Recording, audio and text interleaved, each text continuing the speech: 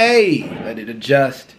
Let it adjust. Today, we about to react to my man Andrew Wilson versus they, them, feminist debate benefits feminism. This dude, man, I want to debate him so bad. I'm reaching out. Y'all said reach out to him, so I'm reaching out to him. I do want to get that debate going. But I don't really know what topic. Like, man, me and him might start vibing and be cool and shit. Like, I don't know. Normally, when I like think of somebody like an asshole, they end up being cool to the motherfucker. They end up being my kind of asshole. But anyways, let's get it. Let's go. Let's hop right in. No time to waste. Let's go. So feminism has switched women from duty to materialism. Can you explain what you mean by that? Yeah, I can't think of a single. When you talk about egalitarianism being, so let's start with this, I guess. Are rights real? Wait, hold on. If he's talking about egalitarianism, there is no materialism in egalitarianism. Egalitarianism doesn't believe in classes. Like, it believes in a classless society. So you can't say materialism is becoming the point of what women are focused on if the women that are focused on, specifically women that are focused on egalitarian societies. That's already a fucked up notion right there. Real in what sense? Do they materially exist anywhere? Or are they concepts of the mind? Yeah, rights are concepts of the mind. Yeah, so they don't actually exist, right? No, something that's a concept still exists. Where? Yeah, like feelings exist, thoughts exist. Where? They exist within the mind. You just said that. Yeah, where's that? In the mind? Where is that? In your brain? So the brain exists inside the mind? The mind is constituted of the brain. The brain is the mind then? That might be a semantic thing, but I'm fine with saying however you want to parse out those terms, that yes, concepts come from minds. Minds either are or come from brains. Okay, so, is the mind the brain? Look, that's a complex question I don't have the answer to. I don't either, so I just want to make sure that I understand where concepts exist. I mean, look, if you just want to say the brain just for simplicity, that's fine. I'm not sure, like, are you, like, well-versed on philosophy of mind or something? Is that, like... I'm not trying to move you into philosophy of mind. I'm just trying to ask you about rights being a concept, because when I say that they're not real, you say they are real because concepts are real. Right. But I don't understand how concepts themselves are real. Yeah, because we as human beings make them real. Like, we as human beings accept the concept and make it a reality. Everything can technically be considered a concept, just like everything can be considered a theory. Like, in the technical field, you can see everything in the technical field is a theory, but you can see it manifesting itself in society. So it's a theory based on a bunch of facts, right? But that's the same principle with concepts, because they're still concepts. Theories are technically facts within concepts. So, I mean, like, this is a very philosophical conversation to have about they, them, and the debate of feminists. Like, where is he going with this? I gotta know. Let's keep watching. Real as in they're, things that are from the mind. Okay, so... Like thoughts, so you wouldn't say a thought is not a real thing. A thought is a real thing. Right. When you say objective... Stomped him. I don't know if y'all caught that. Stomped him. I'm gonna get everyone where he stomped. 114. Stomped him. Because she made a good point right there. Or subjective. What do you mean by objective or subjective? I didn't use those words, but usually in philosophy, objective means mind independent, yes, and subjective means mind dependent. Okay, right. So concepts then, they're dependent on a mind? Yeah, of course. Okay, so they don't exist absent a mind? They don't exist absence of minds? No. Okay, so if all human beings were gone, rights would not exist because the concepts would be gone, right? Well, I didn't say human minds. There could be, some alien, the xenomorphs or whatever, come down and they have their own concepts of rights. Then, yeah, that's still a mind. They have rights, etc. Yeah, no, sure. If there was aliens, they would... Okay, just to clarify, it's not just human minds. It is just, minds that can conceptualize of rights. Whatever those minds are. Sure. Yeah. Okay, got it. So, and if you think about it, animals have rights too. Look at beehives. Beehives pick and choose a queen, right? They pick and choose a specific queen. If the queen's not doing what they wanted to do, they get rid of the queen, right? Same thing with ants. Like ant hills, like they have colonies and things that work together. They have worker ants. They have soldier ants. Like they have all different kind of things. Like literally, like they're like I know that they have actually in a system like that. I wouldn't say it's completely rights, but it's close to it. It's like in certain zoos, I know that they say that the gorillas literally like build hierarchies within the zoo, and I know they do it in the wild too, but those hierarchies demand certain people to be in charge and certain people not to be. They follow one group of people, one leader, or not one group of people, one leader, like, what I'm saying? So animals somewhat build a concept on rights too, to a degree. Y'all can argue that in the comments. I want to see what y'all think. When we're talking about rights, though, they don't exist in any sort of material reality. Tempur-Pedic is America's most highly recommended mattress, and Furniture Fair carries the area's best selection. That question hinges upon the, is the mind the brain or not? You can't taste them, touch them, smell them, see them, that kind of thing. Sure, no, of course not. Yeah, okay, got it. So, rights, for all intents and purposes, are just things that we make up. Correct. Sure, that doesn't make them any less real. Well, I guess we're going to have to clear this up again then. Real how? Is a unicorn real? Well, as a fictional concept, yeah. As a concept, it's real. As a fiction, just to be clear.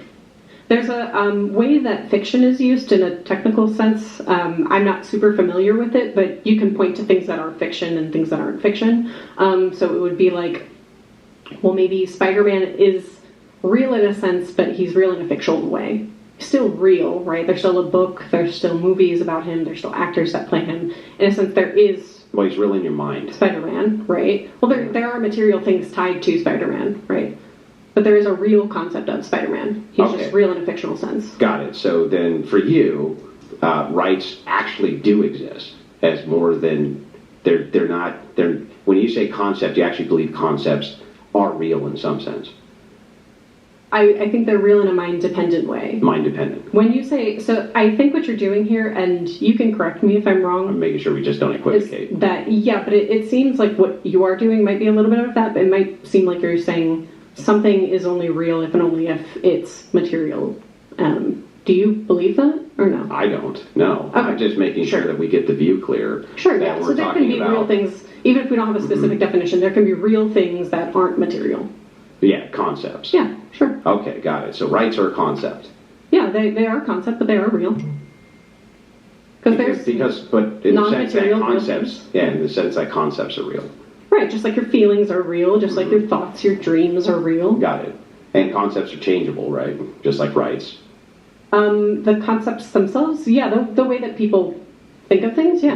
Those things can change, sure. Okay. So we've established that rights are just concepts. Concepts can be real. I'll just agree in that sense because, again, it doesn't really matter, I guess, in this particular confine. So when I say duty you would have to exist, or you'd have to admit is also real then as a concept. What do you mean by duty? Obligations that you have absent entitlements. And I would classify rights as being entitlements you have absent obligations. So you said a duty is an obligation absent an entitlement? Yeah. And then you said that, what was the second? That for a right, it would be an entitlement absent a duty.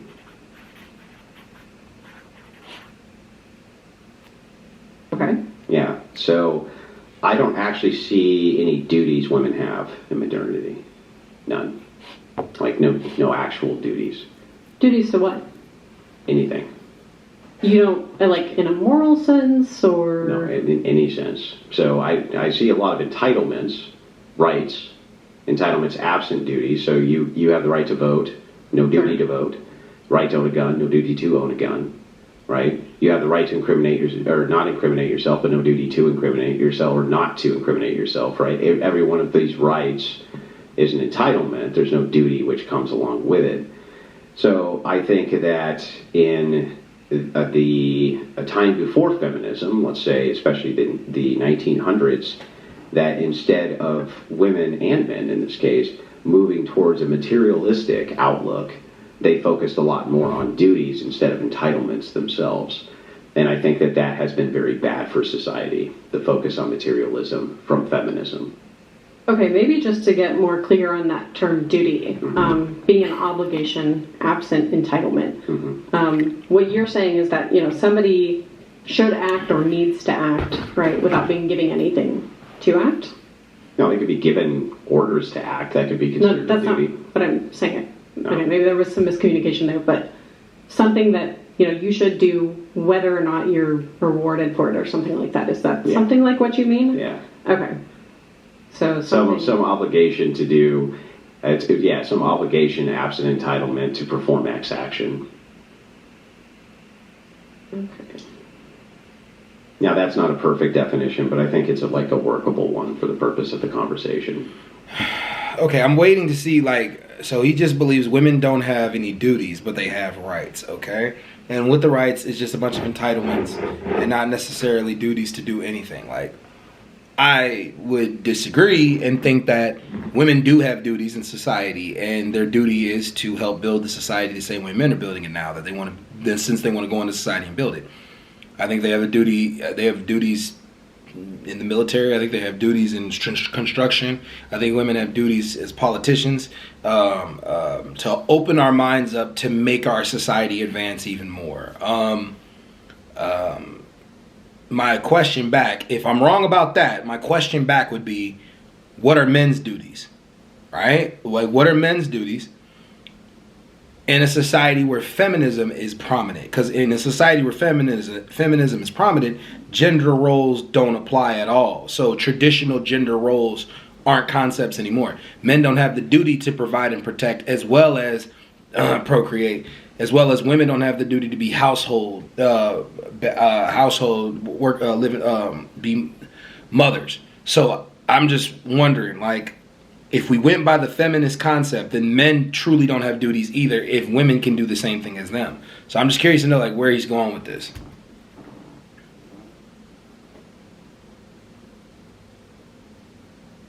Okay, so you think that, women don't have any duties, but they do have... But I think men do.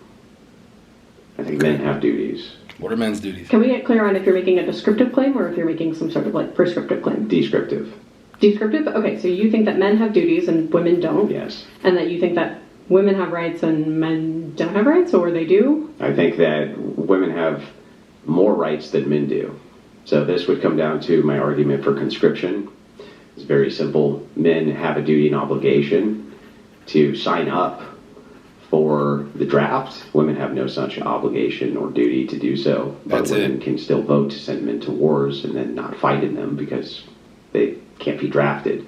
So I would consider that to be an extra right that women have that men do not have, because they are they actually have to sign up and be conscripted during wartime.